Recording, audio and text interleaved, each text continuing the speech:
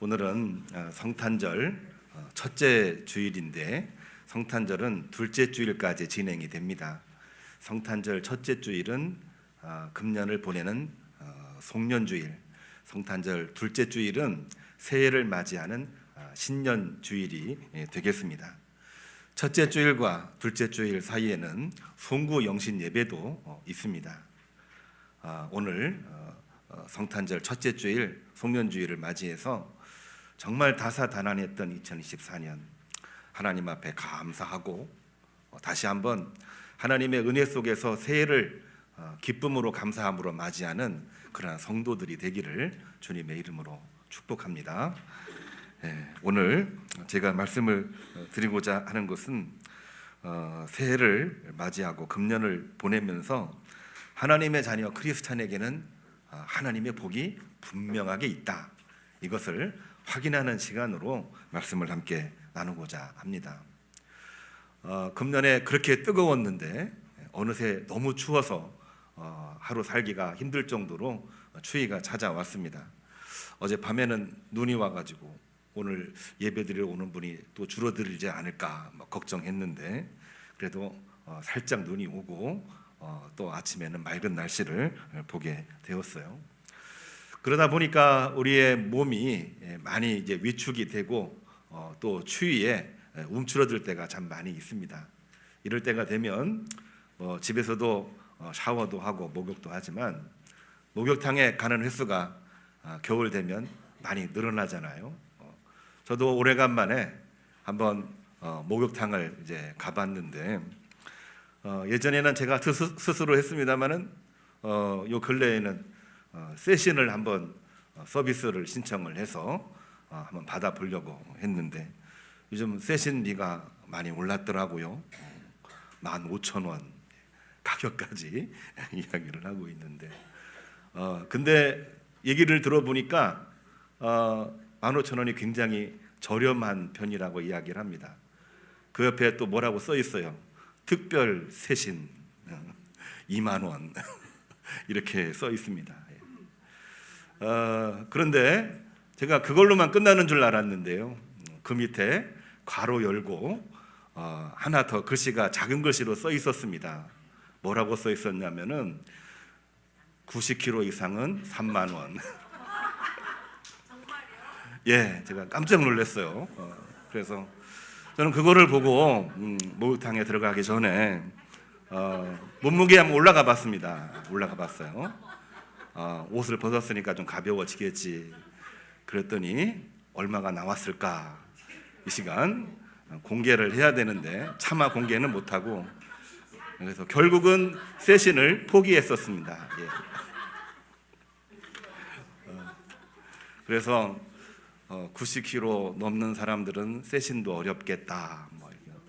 그럼 100kg 넘는 사람은 과연 어떨까? 그 생각도 한번 해봤는데 예.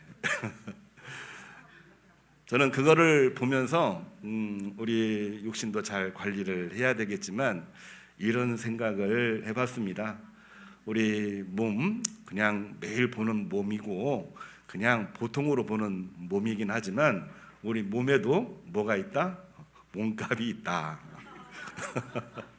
몸값이 있다는 생각을 해보게 되었습니다. 각 사람마다 무게가 있고 무게에 따르는 몸값이 있다. 금년을 보내면서 나는 몸값을 제대로 하고 살았는가 반성도 한번 해보고 그러면 정작 내 몸의 몸값은 얼마인가 한번 머릿속으로 생각을 해봤어요. 몸무게도 있지만 몸무게에 따르는 내 믿음, 내 신앙 또 내가 해야 될 일들 금년 1년 동안 정말로 열심히 해왔는가, 얼마나 이루었는가, 부족한 점은 무엇이었는가, 내년도에는 무엇을 준비해야 될까, 이러한 마음을 가지면서 오늘 우리의 몸값, 나의 몸값에 대해서 생각을 해보는 시간을 가졌으면 좋겠습니다.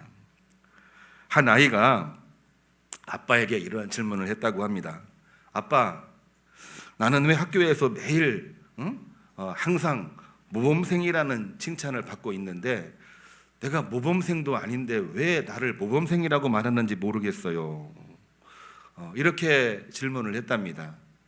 오늘날 우리 한국의 교육이 자존감과 자긍심을 심어주기 위해서 굉장히 많이 노력을 하고 있는 우리 선생님들의 모습을 느낄 수 있는 그러한 질문이지요. 아빠는 빙그레 웃으면서 말을 합니다. 뭐라고 얘기하냐면은, 얘야, 너에게는 하나님이 주시는 특별한 지혜를 가지고 있기 때문이야. 너는 아직 그거를 볼줄 모를 수도 있지만 너에게는 하나님의 특별한 지혜가 있어. 마치 야곱이 요셉에게, 꿈을 꾸고 있는 요셉에게 너에게는 특별한 무언가가 있는 거야, 이렇게 말했던 것처럼 아버지는 그 아이에게 하나님이 주시는 특별한 지혜를 가지고 있단다 하면서 위로 격려를 해주었습니다. 그러자 그 아이는 이렇게 말합니다. 그러면 내가 칭찬받는 것도 결국은 하나님 덕분이네요. 우리 식으로 표현을 하면은 내가 칭찬받고 있는 것은 다 하나님의 은혜 속에서 칭찬받고 있는 거네요. 이러한 답변이 돌아오게 되었습니다. 우리의 몸값은 얼마나 될까요? 단순히 체중에 관한 부분이 아니지요. 체중을 뛰어넘어서 우리 몸에 있는 가치는 정말 그 자체로 가치도 있지만 하나님께서 우리에게 특별한 가치를 부여해 주신 것입니다. 하나님의 아들이요, 하나님의 자녀요, 하나님의 백성이요, 우리가 많이 쓰는 표현 하나님의 권속입니다. 우리에게는 특별한 이 은혜가 있는 몸뚱아리라고 하는 것을 우리가 기억했으면 좋겠습니다. 특별히 예수님을 통해서는 당신의 몸을 우리에게 내어주심으로, 죽기까지 복종하심으로, 죽을 수밖에 없는 우리를 다시 살리심으로 우리의 몸값이 얼마나 많이 올라갔는지 알 수가 없습니다. 그래서 우리의 몸을 특별한 존재라는 단어를 뛰어넘어서 존귀하고도 존귀한 존재라고 하는 거, 다시 한번 우리 한번 따라서 해볼까요? 존귀하고도 존귀한 존재. 그렇습니다. 우리의 몸은 아주 존귀하고도 존귀한 존재가 되는 것입니다. 우리 몸을 하나님이 주시는 귀한 선물로 여기고 아끼고 보존하고 하나님을 위해서, 예수님을 위해서 어떻게 내가 사용을 해야 될 것인지 고민하며 사는 것이 우리가 복된 삶을 살아가는 길인 줄로 믿으시기를 주님의 이름으로 축복합니다. 오늘 김은혜 집사님이 읽은 누가복음 2장 41절로 42절에서도 의사 누가는, 누가복음의 저자는 누가잖아요. 예수님에 관한 표현을 누가복음에만 기록하고 있는 내용이 나와 있어요. 마태복음, 마가복음, 요한복음에는 이 기록이 없는데 누가복음에만 이 말씀이 기록이 되어 있는데요. 성전에서 소년 예수님, 12살 소년 예수님입니다. 예수님의 몸값이 얼마나 큰 것인가를 기록하고 있는 말씀이 나와 있습니다. 자, 우리가 평소에 이 말씀을 읽었던 말씀인데 이 이야기를 하고 이 본문을 보니까 예수님의 몸값이 얼마나 큰 것인가를 다시 볼 수 있는 거예요. 특별히 47절을 보면은 예루살렘 성전의 율법학자들이 12살 소년 예수님과 대화하면서 매우 놀랍고 기이하게 여기더라, 이런 기록이 나와 있습니다. 왜 놀랬고 왜 기이했는지 그 원인을 보게 되면은 우리가 성경 본문에 나와 있지 않지만은 하나님의 말씀을 너무나도 정확하게 기록을 하고 있는 것이고요. 또한 동시에 그 말씀이 왜 우리에게 중요한지를 이 소년 12살 예수님은 너무나도 정확하게 알고 계셨기 때문에 이 율법학자들이 놀란 겁니다. 당시 율법학자들, 특별히 예루살렘 성전에 있는 율법학자들은요, 이스라엘 전체 내에서 가장 아주 고명한 학자들이 모인 곳입니다. 그들조차도 예수님과 대화하면서 야, 이 어린 소년이 정말 하나님의 말씀을 정확하게 기억을 하고 있고 그 말씀의 의미가 오늘날 우리에게, 나에게 어떤 의미를 지니고 있는지 정말 감탄을 자아냈다는 그러한 얘기입니다. 이러한 예수님은 어떻게 이렇게 성장할 수가 있었을까? 우리가 한번 질문을 해봐야 되잖아요. 12살이 될 때까지 하나님과의 관계 속에서 부모의 교육을 잘 받아 그야말로 하나님의 아들 그리스도 메시아로서의 준비를 잘하고 있는 예수님의 모습을 그대로 그려준 것입니다. 이 말씀에 이어서 52절 말씀을 보면은 그 예수님이 어떤 모습으로 나가고 있느냐, 그 지혜와 그 키가 자라가며 하나님에게도 사람에게도 사랑스러워 가시더라. 오늘날 우리가 믿음으로 살아갈 때에 거기에는 지혜가 있습니다. 거기에는 육체적인 성장도 있습니다. 거기에는 사람들이 기뻐 즐거워하고 하나님께서 사랑하시는 복이 있는 것입니다. 예수님의 몸값이 그냥 만들어진 게 아니지요. 그야말로 하나님과의 깊은 결속을 통해서 또한 부모와의 긴밀한 관계 속에서 이루어지는 것입니다. 특별히 오늘 말씀을 통해서 우리 귀에 들려오는 귀하고도 귀한 말씀, 오늘 어린이부, 청소년부, 교회학교 연합예배에서 본문 말씀으로 정했던 그러한 내용인데요, 예수님의 고백 중에 12살 예수님의 고백 중에 우리가 기억해야 될 말씀이 있습니다. 어떤 내용이냐면요, 49절입니다. 내가 아버지 집에 있어야 할 줄을 왜 엄마 아빠는 모르십니까? 이러한 내용이거든요. 성전에서 유월절을 지키고 집으로 돌아가려고 하는 중에 예수님이 안 보이자 마리아와 요셉은 예수님을 찾았습니다. 아무리 찾아봐도 예수님을 찾을 수가 없는 거예요. 사람들에게 물어봐도 어디 있는지를 모르고 이곳저곳을 다 가봐도 예수님을 찾을 수가 없었는데 예수님이 어디에 계셨습니까? 성전 안에서 율법학자들과 당시로서는 최고의 목회자와 대화를 하고 있는 중이었거든요. 너는 왜 여기 있는 거니? 아빠 엄마가 얼마나 많이 찾은 줄 아니? 이런 말을 분명히 했을 텐데 예수님은 뭐라고 얘기합니까? 아버지 어머니, 내가 아버지 집에 있어야 될 줄을 왜 모르고 계십니까? 내가 하나님과 함께 계시는 줄 왜 알지 못하고 있는 겁니까? 하면서 아버지 어머니를 오히려 인도하고 또 정말 견인해내는 그런 말씀을 주시고 있는 것입니다. 이것은 오늘날 우리 크리스찬의 믿음을 끊임없이 일깨우는 소년 12살 예수님의 말씀이기도 하거든요. 우리의 마음이 어디에 있습니까? 2024년 마지막 주일 송년주일을 맞이하면서 우리의 마음이 어디에 있습니까? 세상 속에 많이 있어요. 또한 지금 해야 될 일에 많이 있어요. 그렇지만은 내 마음이 어디에 있어야 되느냐? 내가 지금 하나님과 동행하고 있는 삶을 살고 있는가, 그렇지 않은가? 하나님 말씀을 얼마나 많이 묵상을 하고 있는가? 하나님의 말씀과 하나님이 주시는 비전을 가지고 오늘 내일을 어떻게 준비하고 있는가? 이 부분에 집중하고 있는 분들이 과연 몇 분이나 될까요? 예수님은 그 어렵고 힘든 여정 중에서도 아버지 집에 있어야 되는 것을 왜 모르십니까? 예수님은 분명하게 알고 있었다는 말씀입니다. 그렇기 때문에 오늘 주시는 말씀, 하나님의 자녀가 되는 사람에게는, 하나님의 자녀 크리스찬에게는 하나님의 복이 반드시 있는 줄로 믿으시고 그 가운데에서 승리하시기를 주님의 이름으로 축복합니다. 이렇게 하나님의 복이 예수님에게 그대로 이어지고 있는 것을 보여주고 있는데요, 부모의 역할이 매우 중요하다는 것을 우리는 다시 한번 확인을 하게 됩니다. 부모에 관한 내용도 한번 이야기를 해보려고 합니다.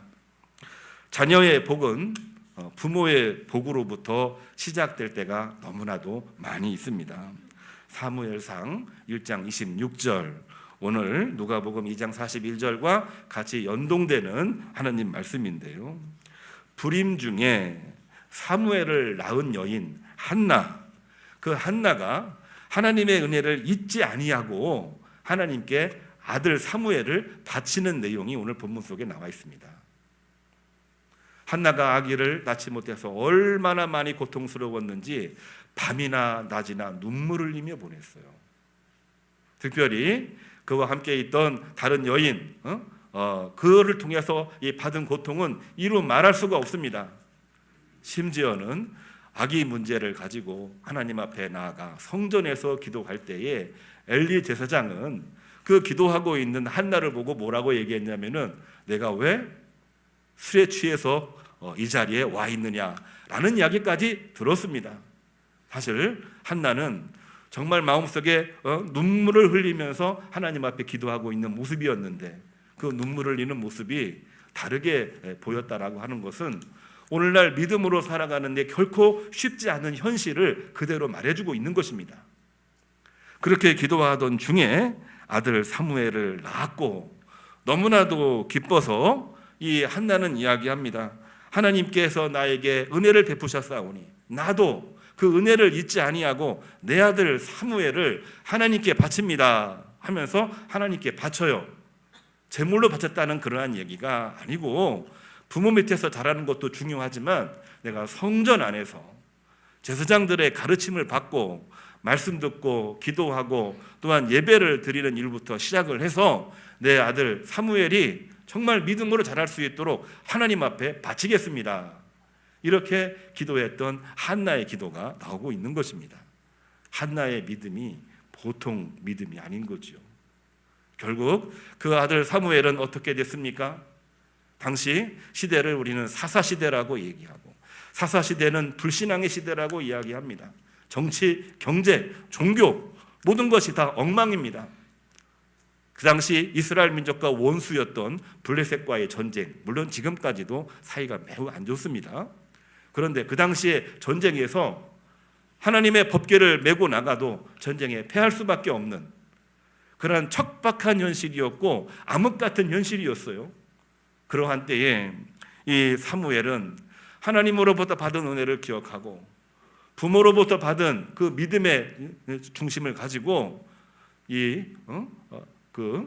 미스바에 모여서 모든 백성들을 다시 한번 회개에 기도하게 하고 또한 그로 말미암아 전쟁에 참여해서 승리하고 그 전쟁에 승리한 이후에 이스라엘을 건국하는 이스라엘의 건국자 선지자 사무엘로 기록이 되고 있는 것을 보게 됩니다. 사무엘의 복은 그야말로 너무나도 유명한 복입니다. 그 복이 어디에서 시작이 됐습니까? 그 어머니 한나로부터 시작이 된 것입니다. 우리가 받은 은혜를 에베네스를 기억을 하고 내게도 복이 있고 우리 자녀에게도 복이 있으려면은 우리 부모가 먼저 온전한 믿음을 가지고 서 있는 것이 얼마나 중요한지를 보여주는 말씀이 되는 것입니다. 마리아와 요셉도 사실은 예수님의 말씀을 통해서 내가 성전에 있어야 될 줄을 왜 모르십니까? 이런 얘기를 듣기는 들었지만 12살 소년 예수님이 되기까지 마리아와 요셉은 하나님의 말씀을 듣고 이 땅에 오실 메시아임을 알고 그 아들 메시아 그리스도로서 역할을 감당할 수 있도록 부모가 기도하고 유월절을 지키기 위해 성전에 왔다고 하는 것, 이거는 엄청난 일이거든요. 그러한 부모의 믿음이 있어야 되는 것입니다. 두 번째로 우리가 기억해야 될 것은 우리의 복은 어떻게 이루어집니까? 예수님을 통해서 이루어집니다. 이러한 내용을 가장 정확하게 잘 요약해서 많은 크리스찬들에게 서신을 보냈던 히브리서 기자는요, 히브리서 2장 17절에 이렇게 표현하고 있습니다. 부모의 복이 자녀의 복으로 이어진다. 이것을 어떤 복이라고 이야기할 수 있을까? 많은 본문이 길게 나옵니다만 가장 간결하게 이야기를 하면은 마땅한 복이다, 이렇게 표현을 하고 있어요. 내 형제가 복을 누리는 것이 마땅하도다. 어떻게 해요? 믿음으로 복을 누리는 것이 마땅하도다, 이렇게 말하고 있는 것입니다. 한 아이가 성탄 트리 앞에 있는 선물을 보면서 그 이유를 엄마에게 물어봤습니다. 아까는 아빠에게 물어봤는데 이번에는 엄마에게 물어봤어요. 엄마가 이제 답변을 합니다. 아이의 질문은 뭐였냐면은 내가 어떻게 이 많은 선물을 받았는지 조금은 납득이 안 돼요. 성탄절에 우리 선물이 있잖아요. 그러니까 엄마가 뭐라고 얘기했냐면은 격려 위로하기 위해서 그거는 내가 믿음으로 살았기 때문이지. 1년 동안 믿음으로 산 거에 대해서 선물을 받은 거야. 당연한 부모의 마음을 담은 선물이 그 안에 들어있는 것입니다. 그런데 이 아이가 솔직하게 이야기합니다. 근데 엄마, 내가 보기에는 나 제대로 신앙생활 안 한 것 같고 내가 믿음으로 산 것 같지도 않고 내가 선한 일을 많이 하진 않은 것 같은데 내가 어떻게 이렇게 선물을 많이 받는 거지요? 날카로운 질문을 했습니다. 그때 엄마는 뭐라고 이야기를 했을까요? 오늘 우리들에게 주시는 하나님의 말씀을 오늘 전하고 싶습니다. 엄마는요, 분명하게 이렇게 이야기를 합니다. 그것은 아마도 산타 할아버지가 너를 정말로 사랑하셔서 그럴 거야. 다른 말로 바꿉니다. 그것은 바로 하나님이 너를 특별하게 더 사랑하셔서 그 선물을 주신 걸 거야. 다른 말로 바꿉니다. 내가 선물을 받을 만한 자격이 없지만, 선물을 받을 만한 많은 일을 행한 것은 아니지만, 아무런 조건도 없이 이유도 없이 너를 너무나 사랑하시기 때문에 하나님이 너에게 선물을 준 거야. 이 말을 하고 있는 것입니다. 이 말을 우리는 뭐라고 표현을 합니까? 이것은 하나님이 우리에게 주시는 은혜 중에 은혜라고 표현을 하고 있는 것입니다. 오늘 우리 예배 전에도 이경은 집사님, 모든 것이 하나님의 은혜, 이 찬양 함께 나누었잖아요. 우리가 받을 만한 자격이 있어서 은혜를 누리고 있는 것입니까? 우리가 무언가를 열심히 해서 상으로 받는 것입니까? 사실 우리가 많은 노력을 했지만 그러지 거기에 합당한 열매를 맺지 못한 경우를 또 얼마나 많이 있는지 몰라요. 그럼에도 불구하고 하나님은 우리를 사랑하시니까, 하나님 우리를 격려하시니까 조건 없이 이유 없이 우리에게 선물을 주시는 것입니다. 최고의 선물이 무엇입니까? 죄로 인해 죽을 수밖에 없고 파멸에 이를 수밖에 없는 우리 인류에게 하나님은 당신의 아들 예수 그리스도를 선물로 주신 거예요. 자격이 있어서 우리가 예수님을 만나게 되었습니까? 아닙니다. 우리는 자격이 없지만, 받을 만한 그러한 자격이 없지만 하나님께서는 당신의 아들 예수 그리스도를 우리에게 주신 것이지요. 히브리 기자는 이렇게 이야기를 하고 있습니다. 히브리서 2장 9절, 모든 것 위에 높임 받으신 주님이 낮은 자리로 오셔서 고난받으시고 죽으시고 당신을 희생하심으로 우리에게 주신 복이다. 다시 말해서 믿음으로 받은 복이다.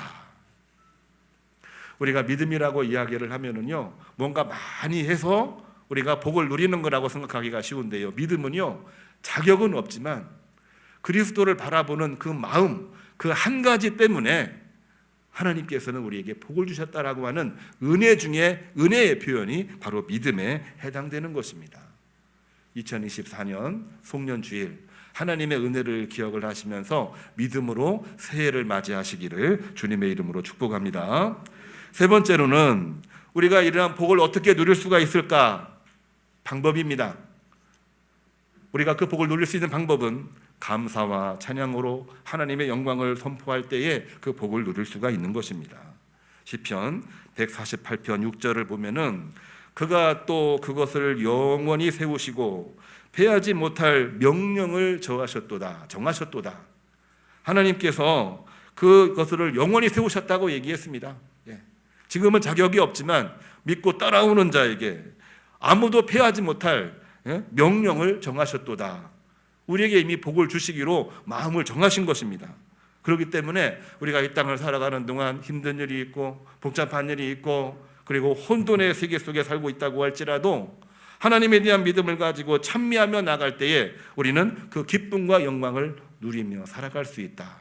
이게 바로 시편 기자의 고백이 되는 것입니다. 오늘 찬양대 찬양이 너무나도 정말 특별했습니다.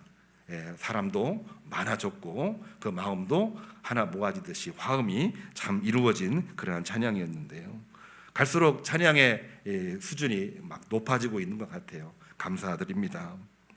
교회에서 찬양을 연습하던 중 한 성도가 찬양 레벨이 점점 좋아지니까 이런 질문을 했다고 그래요. 하나님은 우리가 찬양을 잘 부르기를 원하시는 걸까? 이렇게 질문을 했습니다. 옆에 있던 한 성도가 말합니다. 잘 부르는 것도 중요합니다. 더 열심히 연습을 합시다. 그러나 더 중요한 것이 있습니다. 하나님은 우리가 하나님을 찬양할 때 잘 부르는 것도 중요하지만 더 중요한 것은 기쁨과 감사로 충만하여 찬양 드리기를 하나님께서는 원하고 계시지 않겠습니까? 음악적으로도 중요하지만요, 얼굴 표정부터가 천사의 얼굴을 하는 것이고요, 또한 찬양할 때에 마음에서 우러나오는 기쁨의 찬양이 될 때에 우리가 복을 누릴 수 있는 그 길을 이미 걸어가고 있는 것입니다. 하나님은 우리가 기쁨과 찬양으로 영광 돌릴 때에 그때 역사하십니다. 하나님과 동행하고 있다는 증거이거든요. 하나님은 은혜 받을 자에게 은혜를 베푸시고 은혜를 복을 누릴 자에게 누릴 만한 자격이 있는 사람에게 하나님께서는 복을 주시는 것입니다. 물론 자격이 다 갖춰져 있지 않지만 마음을 하나님 앞에 드리고 그 어렵고 복잡한 혼돈 중에도 찬미하며 찬송하며 믿음으로 나갈 때에 그에게는 이미 복이 주어져 있는 것입니다. 2024년 우리가 하나님 앞에 우리 몸값을 생각을 하면서 다시 한번 성찰하고 우리의 적은 몸값임에도 불구하고 나를 사랑하시고 우리를 인도하시고 당신의 몸을 우리에게 주신 하나님을 찬미하면서 우리 새해를 맞이하고 새해에는 다시 일어나 생명을 살리고 하나님 영광을 위해서 믿음으로 살아가 영광을 돌리고 더불어 은혜를 누리는 우리 모든 교우님들이 되기를 주님의 이름으로 축복합니다. 우리 다 같이 파송 찬양, 파송의 노래를 함께 부르겠습니다.